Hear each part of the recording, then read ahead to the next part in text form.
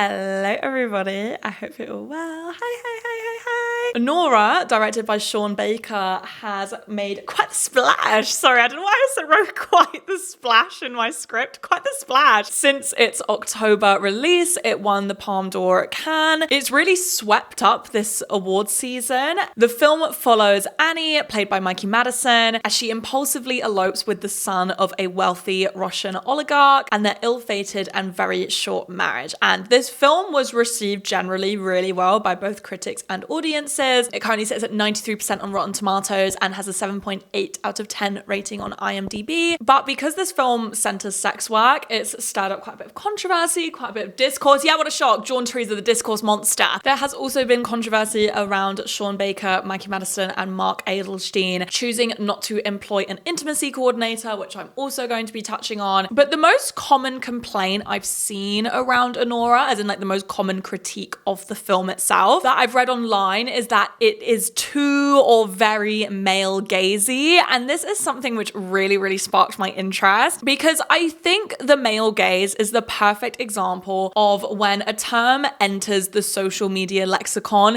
it begins to lose all meaning. You know, dressing for the male gaze versus the female gaze, choosing to reject the male gaze. And I'm really interested to see what the hell happened? How did we end up here from the male gaze being used to describe film and TV to now being referenced as something innate within us which must be rejected or can be rejected? I think it would be really interesting to talk about male gaze discourse and use Anora as a jumping off point. And I will also be reviewing Anora as well, obviously. I am super excited to get into today's video as usual, but just before we do, I would love to thank today's sponsor, Bellesa. Bellesa are a bi-woman brand that focus on all things sexual wellness. Bellesa's mission is to empower everyone, and I mean everyone, that includes you, to embrace, explore, and celebrate their sexuality. And I'm sharing a Bellesa collection that I actually haven't shared with you guys before, so I'm very excited. This is the Whisper collection.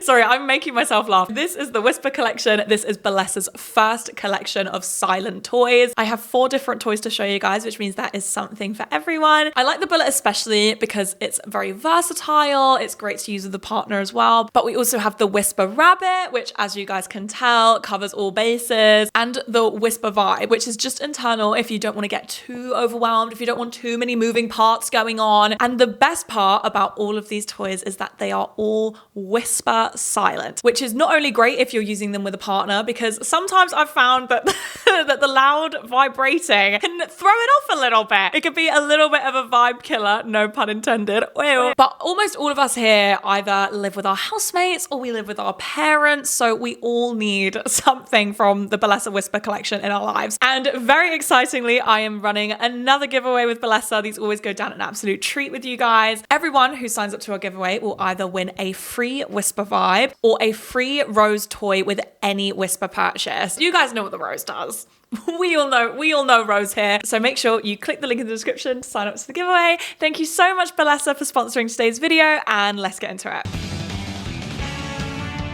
Anora, I believe, is Sean Baker's 4th feature film to center the lives of sex workers. And I was really interested in how Sean Baker prepared to portray sex workers. As someone who is not a sex worker himself, I have actually already spoken about sex work on this channel before. If you do want to learn more about my stance, I will always be pro decriminalization to protect the lives of sex workers. This video is quite old, so it's not my best, but if you guys want to read a really good book about sex work, I would highly recommend reading Revolting Prostitutes by Juno Mack and Molly Smith. It's a book which talks all about sex workers' rights from the perspective of sex workers. The fact that this film completely centers around and follows the life of a sex worker and sex workers, a sex worker is our protagonist, is something which I already really like about this film. The story of a sex worker being pedestaled, being praised so highly, is just a net positive. Sex workers are so underrepresented in media, despite the fact that sex work is the oldest profession in the world. But part of Sean Baker's intentions behind Anora was to portray sex work as labor and also humanize the sex workers that he portrays in his work. Baker says that chipping away at the stigma of sex work is a part of his central ethos, and he wanted to accurately portray the realities of sex work. And some of the realities of sex work are quite mundane. He wanted to do this without being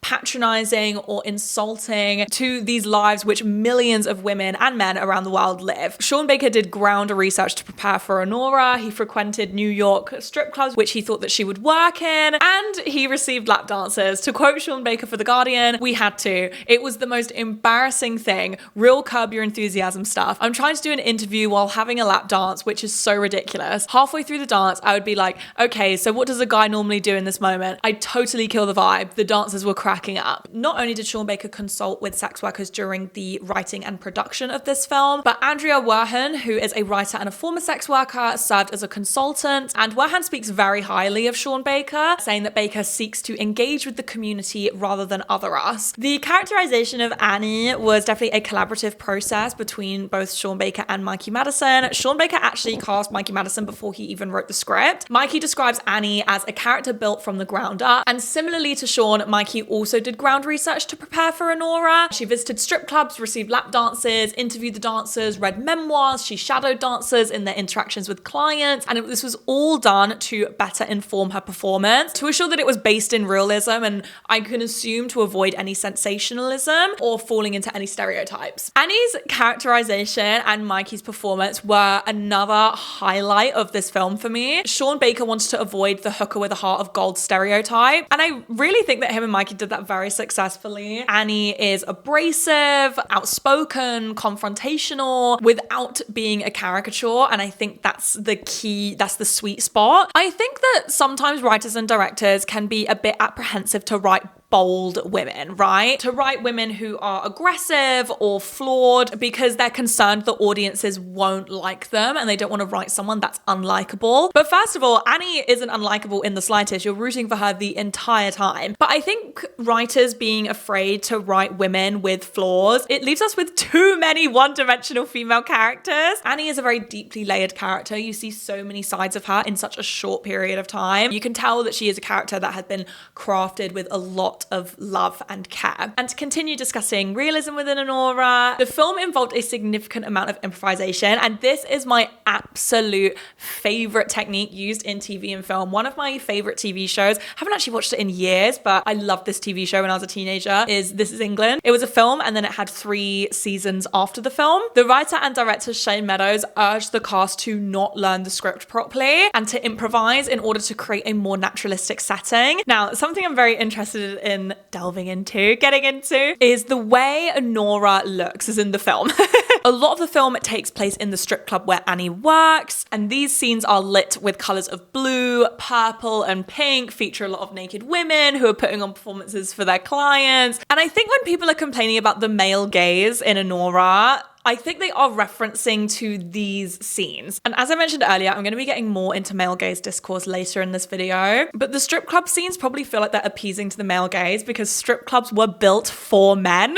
Strippers, most of the time, are performing for men. Just because a woman's job is to perform for a man doesn't mean that her story doesn't deserve to be told. Especially because the strip club where Annie works, I don't think that it was neither demonized nor glamorized. I think as Sean Baker intended, it was portrayed as a place of work with all the mundanity and pettiness that comes with a workplace. And another little small detail of Anora that I really appreciated was its portrayal of work, friendships, and relationships. Maybe it was because I was a beautician before I started making YouTube videos full time, but I have firsthand experience working with all girls. The camaraderie, the friendship, the petty rivalry is so accurate. My favorite scene was when Annie quits and she's clearing out her locker and the security guard, who she has done nothing but bicker with for the entire film, starts getting choked up that she's quitting, which is so accurate to work relationships, because it really be the ones that you argue with the most are the ones that cry when you leave, especially if they're your senior as well. But if we just circle back to the cinematography, Sean Baker worked with cinematographer Drew Daniels, whose previous works include Red Rocket and Waves. To quote Leanne's research, Baker challenges traditional depictions of poverty by infusing vibrant, saturated colours into his films. He believes that applying a drab look to such settings can be manipulative and condescending, aiming instead to see the world through the eyes of the people who live there. And not only can you see that in Anora, but I think you can see that in the Florida Project as well. Collaborating with cinematographer Drew Daniels, Baker brings a sense of grandeur to environments typically depicted as gritty. By using anamorphic lenses and a rich colour palette, they aim to add a touch of magic to otherwise industrial and gritty settings. And I do think, despite the fact that the settings look very beautiful, Anora does avoid falling into any romanticization or glamorization territory by keeping the storyline very grounded in reality and incredibly harsh. Anora is the Theresa May headline, how much more can she take in a film? And of course, I want to mention the rest of the cast. I thought this film was very well cast. It was really immersive. Annie's co-workers at the strip club were all played by working exotic dancers. Luna Sophia Miranda, Lindsay Normington, and Sophia Kanabuchi, who also all helped consult on the script. And of course, we cannot talk about casting without talking about the Russian and Armenian talent. Yura Borisov, who plays Igor, was actually working with Mark Adelstein, who plays Vanya, on a sci-fi film in 2022, and Yura asked Mark if he had heard of Sean Baker before and urged him to audition for his new film as he was looking for a crazy teenager. And whilst researching this video, I found out that Mark, who didn't own any designer, decided to send a self-tape where he was completely naked and chose a scene where Vanya and Annie had just had sex, to quote Thomas Laffley and Mark Adelstein for Time magazine. But despite understanding the essence of Ivan, he kept delaying submitting his audition. When you like something, you are thinking, if it's not good, it will be my fault. I will lose this opportunity. I will lose everything. He finally took the plunge in time for the deadline, asking a friend to film him, and he added something to make it memorable. I have no rich clothes, no Balenciaga or Gucci, so I was nude. Adelstein remembers with a smile, recounting his decision to perform a scene in the script that takes place after Ivan has sex with Anora. I thought, I might be immediately cancelled from this story, from American industry. Why would Sean have to see my ass in his first self-tape? But then he shrugged his doubts off. I went, the script is crazy, Ivan is crazy, I know it's risky, but it's interesting and it will be a funny story. So I did it. And two really underrated performances, which I really liked, are Karen Karagulian as Toros and Daria Ekamasova as Ivan's mother. She especially was incredible. She instilled the fear of God in me. As you guys can probably tell, I have really positive things to say about Anora. When it comes to my critiques, and I did give this film a 3.5 out of 5 on Letterboxd, by the way, which by the way is still a good rating, but I did find, number one, it was nowhere near as good as the Florida Project. I gave the Florida Project 5 stars on Letterboxd, so my expectations were very high. And honestly, my main critique of Anora is that it began to lose me a bit in the second half. I think the first half was so succinct.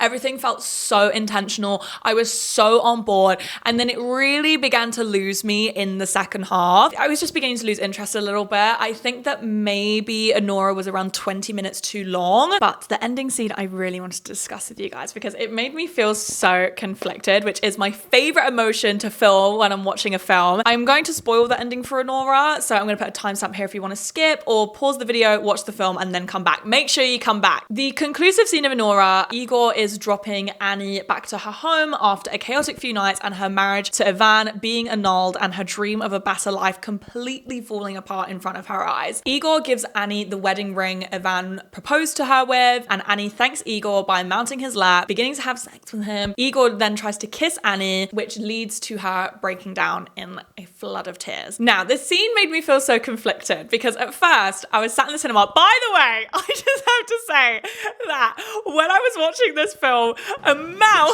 I saw a mouse, I swear on my life, I completely forgot that until now. When I watched this film, I saw a mouse run across the side of the wall whilst I was watching this film, and it was only about an hour in. I had about an hour, 20 minutes left. So the entire time I had like my legs up like this, like looking around for the mouse. Anyways, oh my God, I completely forgot about that. That was genuinely trauma. But this scene had me conflicted because when I was watching it at first, I was scoffing and rolling my eyes because it felt like a male fantasy, right? If you act a hero, the damsel in distress will have sex with you. I was already uncomfortable, but the longer this scene went on, the more and more uncomfortable I became. The more I realized that this isn't being painted in a positive nor romantic light. And I've seen many people write that this scene highlights the transactionality of Annie's relationships, and transactionality has been a running theme throughout Anora. Nearly every relationship in Annie's life is transactional. Now, technically, Everyone's job is transactional. We are paid to work our jobs. We are paid to be there. But the transactionality of Annie's job is a lot more stark and in your face because men are paying for her company, they're paying for her body, they're paying to touch her. They are literally placing money inside the waistband of her underwear. Annie is leading clients to the ATM with a sparkling smile on their face and flattering them along the way. And although I believe there wasn't genuine love between Annie and Vanya, but I do think there was genuine like between the two of them. They clearly enjoyed each other's company. They were clearly attracted to each other. But Vanya would not have been interested in Annie if it wasn't for the sex, and Annie would not be interested in Vanya if it wasn't for the money and the life that he could have provided with her. And another thing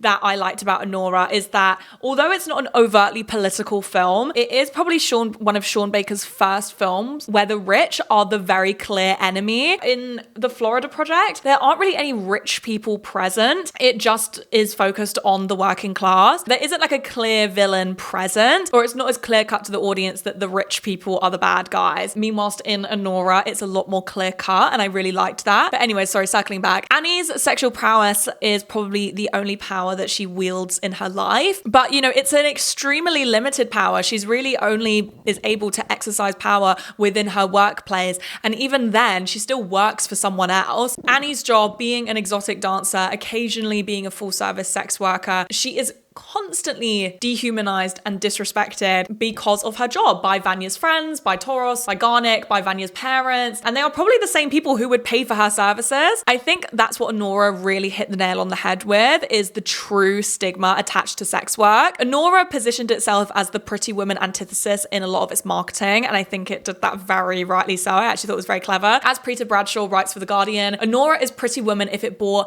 any resemblance to the realities of sex work. And I also think something I really appreciated about the conclusive scene between Annie and Igor is that it made me look at Igor in a completely different way. Igor is pedestaled throughout the film almost as one of the good guys, almost as one of the heroes, someone who's looking out for Annie, but he still accepts sexual favors from her after seeing firsthand everything she was subjected to for the last 3 days. He bound and gagged her. He should have known better. He should have turned her down, but he didn't. Yeah, sure, he showed a little bit of gentility towards her in this interaction, but him still having sex with her knocked me absolutely sick. And when I started to go through these motions, I honestly thought the scene was genius. It was very much, you're just a man, it's just what you do.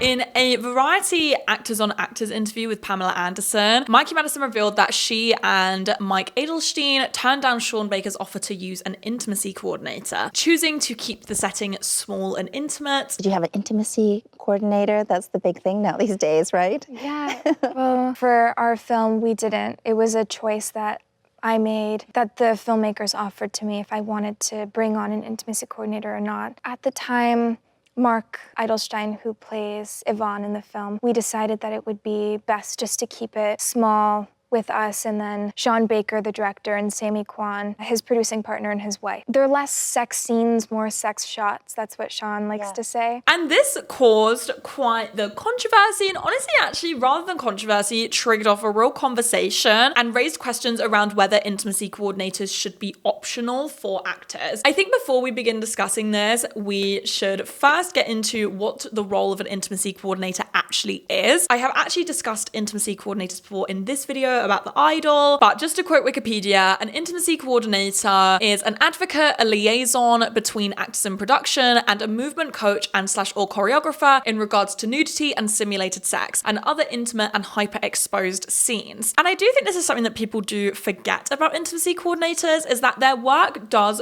go beyond protecting the mental and physical well-being of the cast and crew, but they know tips and tricks to make intimate scenes look more realistic. The director of Baby Girl, Helena Ryan, credited intimacy coordinators for their work on her film, comparing them to stunt coordinators, saying that they know things that you don't, and they know how to make intimate scenes seem more realistic and better to the eye. I'm also against people who are saying, no, my actors didn't want an intimacy coordinator. That makes no sense. It is also for your safety as a director and for everyone. What if there is a misunderstanding? It's just amazing to have a person like that on set. And if you are creative enough of a director, you can pull it off. Trust me. To quote Casey Mink, an intimacy coordinator Ita O'Brien for backstage. For intimate content, there is a risk assessment that needs to be taken just like a dance or a fight. An intimacy coordinator is a practitioner who brings a professional process and structure to the scenes with intimacy, just like a stunt coordinator brings process and skills when choreographing a fight or choreographer does with a dance. That serves the storytelling, services the scene, serves the director's vision. Intimacy coordinators are a very new profession amongst the film and TV industry. They didn't become more popular or commonplace until post Me Too movement, but I will say that I still don't think intimacy coordinators are the norm in the industry, even if they are used more now than ever. Just through the way that they're spoken about, they're often referred to as something which is optional. Directors will ask other directors if they chose to employ an intimacy coordinator. A lot of people still don't have real understanding of what an intimacy coordinator's work is. The fact that intimacy coordinators aren't just ensuring the safety of the actors, but they're also ensuring the safety of the cast and crew around them. I even think back to my video essay that I made about The Idol, where Sam Levinson, whose first TV show Euphoria, which involves a lot of intimate scenes, I'm sure he worked with intimacy coordinators on that show, he still chose to mock intimacy coordinators in his first episode of The Idol. There are so many stories and examples as to why intimacy coordinators should not be seen as something optional on the set of a film or a TV show. I'm not saying that actors can't have a positive experience without an intimacy coordinator. It seems that Mikey Madison and Mike Eidelstein both had a positive experience without an intimacy coordinator present, but the risk of exploitation is so high that an intimacy coordinator should be part of any production involving intimate scenes. I've shared this story on my channel before in that video about The Idol, but there is a very famous scene from the film Basic Instinct where Sharon Stone uncrosses her legs and you can see her, and Sharon Stone did not know that this would make the cut. She says, "Some years ago, I was sitting on a soundstage and my director said, 'Can you hand me your underpants because we're seeing them in the scene and you shouldn't have underpants on, but we won't see anything.' I said, 'Sure.' I didn't know that this moment would change my life." They didn't have intimacy coordinators in my day, Stone said. "When I did my first movie, which was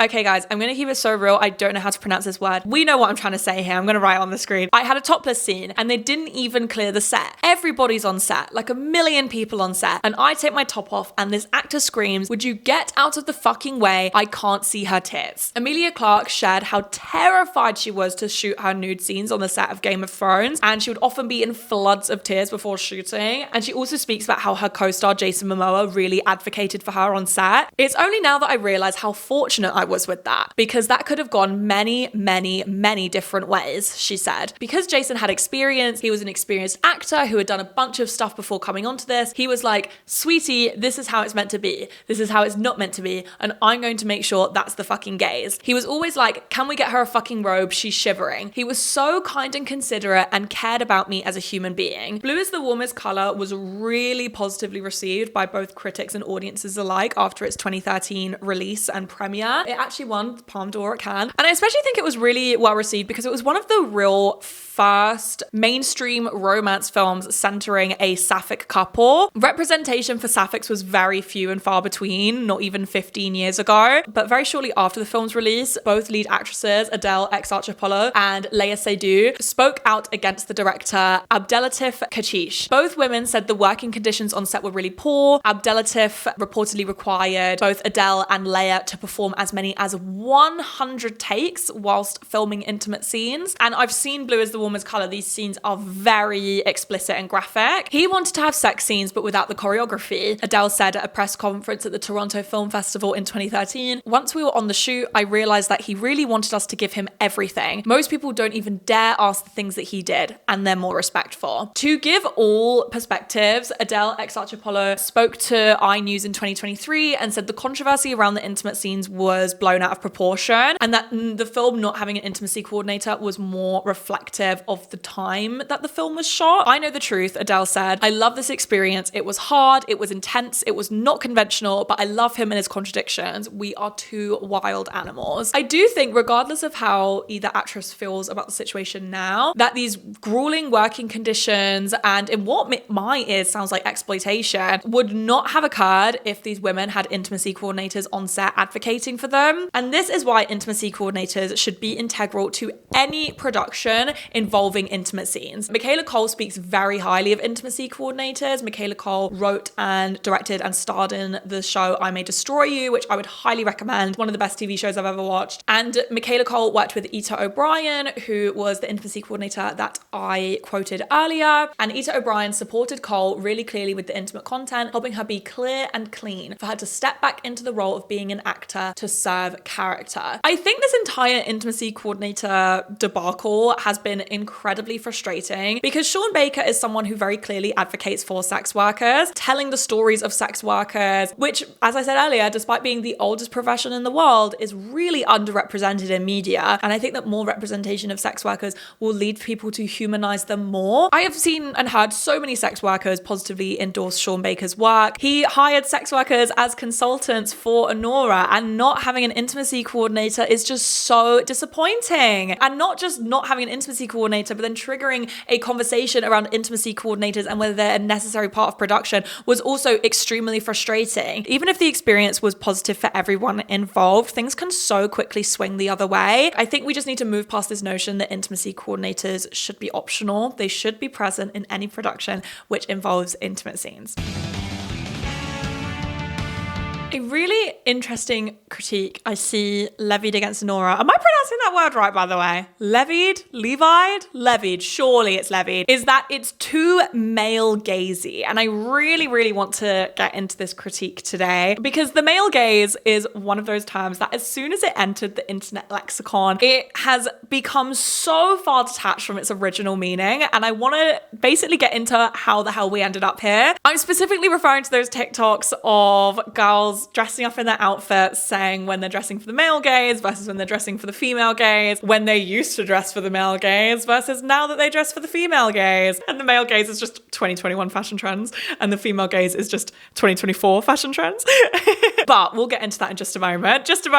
Essentially, I want to get a little bit into male gaze discourse and use Anora as a jumping off point. So let's get into it. First of all, what even is the male gaze? The male gaze was introduced by Laura Mulvey in her 1975 essay, Visual Pleasure and Narrative Cinema. And this essay argued that the power imbalance and inequality between men and women in society was reflected in cinema. And it was not just reflected in the content of the film, but within the film form and its visual style. Leanne broke down some of the key points made in Mulvey's essay. So to quote Leanne's research, Mulvey's key points are: number one, female performers were highly sexualized and given a quality of to be looked atness. Number two, male performers controlled the story and responded to women as spectacle with an active erotic gaze. Number three, this division of labor on screen transferred to spectators, assuming male visual pleasure. And number four, film language itself, framing, lighting, camera angles produced this way of seeing. In essence, Mulvey argued that traditional cinema tends to objectify women, presenting them as passive subjects to be viewed and desired by active male protagonists and spectators. And since its introduction in 1975, we have begun to apply this concept and theory of the male gaze onto ourselves, which I don't disagree with. People often marry male gaze theory with Margaret Atwood's work, specifically this quote from The Robber Bride: male fantasies.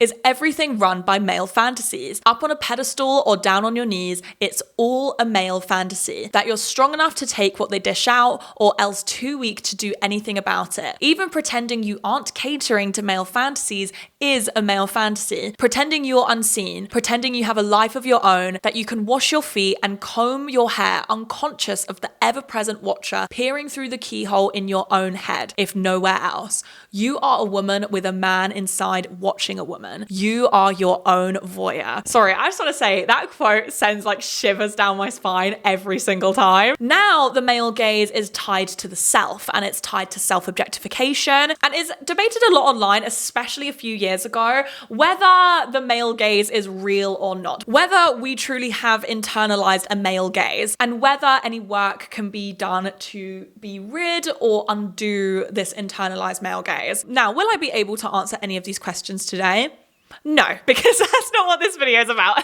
I rather wanted to focus on the impact of the term male gaze entering the social media lexicon. Sorry, I've been loving the word lexicon recently. Take a shot every time I say lexicon. But the impact that this has had on the meaning of the term, because the male gaze has bled far beyond its cinematic origins and even beyond internalized male gaze theory. It's now become a pop culture term and is often in reference to, fashion, style, beauty, and general presentation. I see TikToks upon TikToks. It's always TikTok at the scene of the crime of dressing for the male gaze versus the female gaze, doing your makeup for the male gaze versus the female gaze. And essentially this term has been boiled down to intentionally presenting yourself in a way that men will find attractive and choosing to reject that. And although I do, of course, believe there is value in choosing to dress the way that you like, essentially rejecting what men find attractive in favor for what you find attractive. Go on, self-worth, girls. But I do think we need to start thinking a little bit more critically about these videos, because as I mentioned earlier, the only difference between these styles is that when you're dressing for the male gaze, you're dressing in 2021 Y2K fashion, and when you're dressing for the female gaze, you're dressing in 2024 Ganni fashion. It's all just trends. There's no male gaze around. Just because you're wearing oversized glasses and a massive collar doesn't make that inherently the female gaze. And as you guys can probably tell, this kind of starts swinging around to actually being kind of misogynistic. Obviously, the female gaze is being propositioned as superior, understandably so.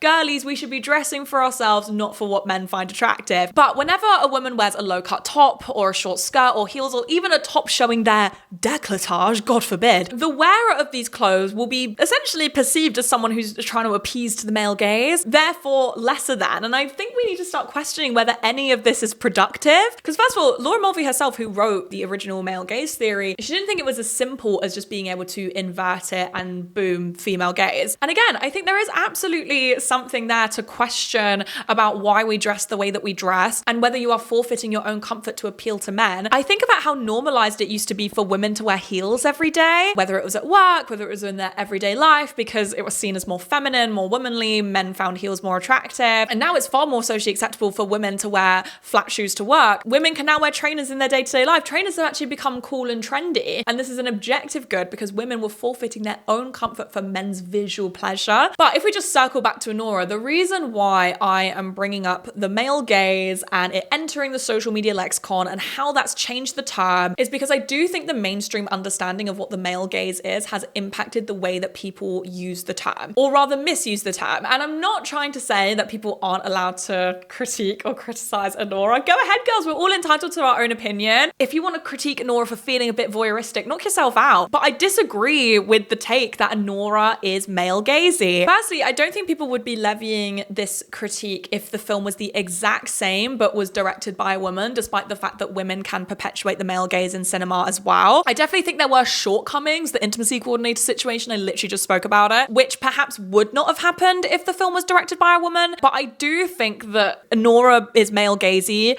is a very empty and reductive critique. Because if we just separate the male gaze from its social media definition, and let's take it back to its roots and Laura Mulvey's essay, let me just run over a couple of Laura Mulvey's points. Female performers were highly sexualized and given a quality of to be looked at-ness. Male performers controlled the story and responded to women as spectacle with an active erotic gaze. Now, I know that some people are going to argue that Annie being sexualized in Anora, the men in the film sexualizing her, the way the strip club scenes were shot, fits into this argument, but I am here to disagree. As I mentioned earlier, just because some women have jobs where they are sexualized or they have to sexualize themselves doesn't mean that their stories don't deserve to be told. Maybe these strip club scenes felt a little bit male gazy because strip clubs are built for men's pleasure. And I think that's something Sean Baker did really well in Anora, was portraying sex work as work. We saw the glamour of the strip club, what the consumer sees, the low seductive lighting, the beautiful women who are flattering you. And then we see what the girls experience. The break room, eating their lunch out of Tupperware, work friendships, work arguments, petty bickers with your boss over the rota. These are all mundane things that we all experience at work. And Annie working is such a small portion of the film. For the rest of the film, I don't really view her as being sexualized at all. We see her in her most vulnerable state. And not just that, but Annie as a character is so much clearly more than her job. She has an outspoken, likable, savvy, bold personality. And the ending scene where Annie has sex with Igor, this is not this isn't sexualized in the slightest. This was incredibly uncomfortable. And this represents how Annie views every relationship in her life as transactional. I'm going to start wrapping this video up here, but the male gaze critiques of Anora, they just felt a little half-baked to me. Perhaps this critique is a symptom of terms like the male gaze entering the social media lexicon and losing all meaning. But I know some people may disagree with me, and I'd love to hear your thoughts on this. But yes, I hope that you guys enjoyed this video. I had so much fun writing it and making it, and I'm so interested to hear what you guys think. And thank you again, Balesa, for sponsoring, and I will see you soon for another video. Bye.